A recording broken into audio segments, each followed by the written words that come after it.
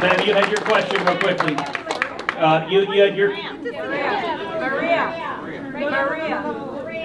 I just wanted to get to your question. I didn't forget your question. I was just... Okay, so it was a comment. Yeah. Because I am doing a data analysis in Collin County for the Hispanic Republican Club of North Texas, right? I'm representing them. I noticed that they need more education. They are all moderate, Yep. mainly. They're all one-issue voters. And so when you say, oh, we need to get to the Hispanic community, they think for themselves. It's hard to get to them. You have to strategically message them.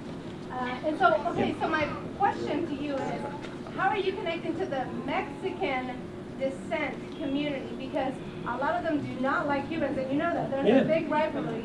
Everybody knows that, right?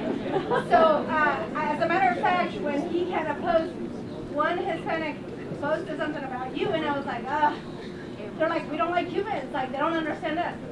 How are you connecting to them since you are, so by the way, we are co-hosting this event. I'm a Mexican descent. I support you because I believe in your values.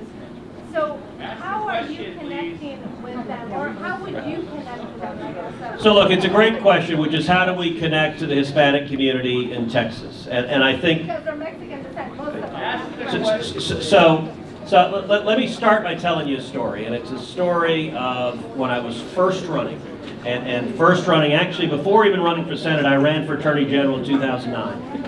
And I was an unknown lawyer who was running, and I put together a leadership team.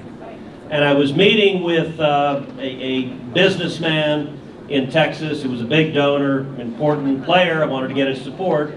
And I'm sitting there meeting with him, and he looks at me, and he asked the question you asked, but he asked it a little more bluntly.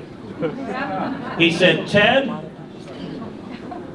you're Cuban and you're Baptist. How on earth are you going to connect with a bunch of Mexicans and Catholics? And I sort of laughed. I said, okay, well, thank you for that question. And I said, let me answer it this way. I said, if you take a look, and I had just put together a statewide leadership team.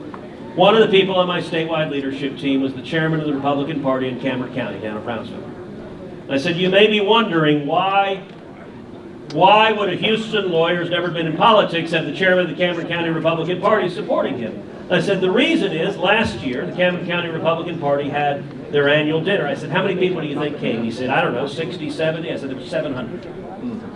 80 to 90% Hispanic. I was the keynote speaker. Gave a 20-minute speech, at the end of which there was a 2 to 3 minute standing ovation.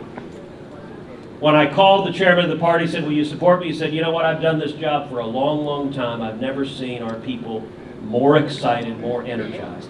Are there differences between Cubans and Mexicans and Puerto Ricans and Venezuelans? Yes, there are differences.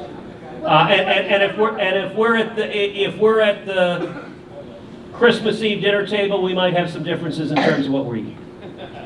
But the similarities are greater, and they're overwhelmingly greater. If you look at the Hispanic community, our shared values, we're a conservative community. What do we care about? Faith, family, patriotism. A lot of people don't know the demographic with the highest rate of military enlistment in this country is the Hispanic community.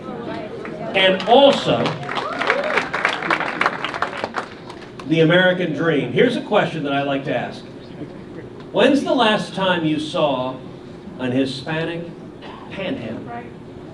Never. I've lived here my whole life. I've never seen an Hispanic on the street corner begging, because it would be shameful in our community. It would be shameful to beg. Now, if you want work done on your house, you'll get guys lined up ready to work their fingers to the bone.